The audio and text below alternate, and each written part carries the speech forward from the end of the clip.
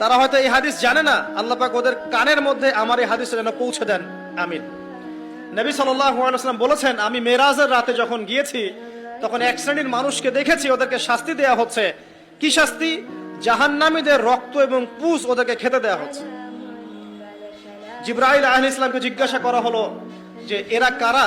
তিনি বললেন, এরা আপনার উম্মতের সেই সব ব্যক্তি যারা মাদকদ্রব্য সেবন করত। আল্লাহ রাব্বুল আলামিন তার হাবিবের মাধ্যমে জানিয়েছেন, যখন কোনো মুসলিম মাদক সেবন করে বা কোনো ব্যক্তি মাদক সেবন করে তখন 40 দিন তার নামাজ কবুল হয় না। এরপর যদি সে তওবা করে তাহলে আল্লাহ পাক তার তওবা কবুল করবেন ইনশাআল্লাহ। যদি সে আবারও মাদক খায় তওবা করার পর, আবার 40 দিন তার নামাজ কবুল হবে না।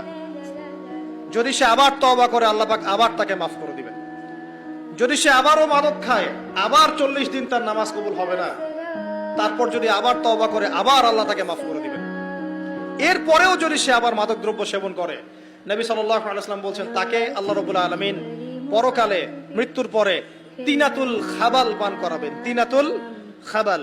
জিজ্ঞাসা করা হল, ইয়া রাসূলুল্লাহ, তিনাতুল খাবাল কি জিনিস? নবী সাল্লাল্লাহু আলাইহি ওয়াসাল্লাম উত্তর দিচ্ছেন, এটা হচ্ছে জাহান্নামীদের রক্ত, মাংস, এগুলো পুড়ে পচে যে রসটা বের হবে, এটা হচ্ছে তিনাতুল খাবাল।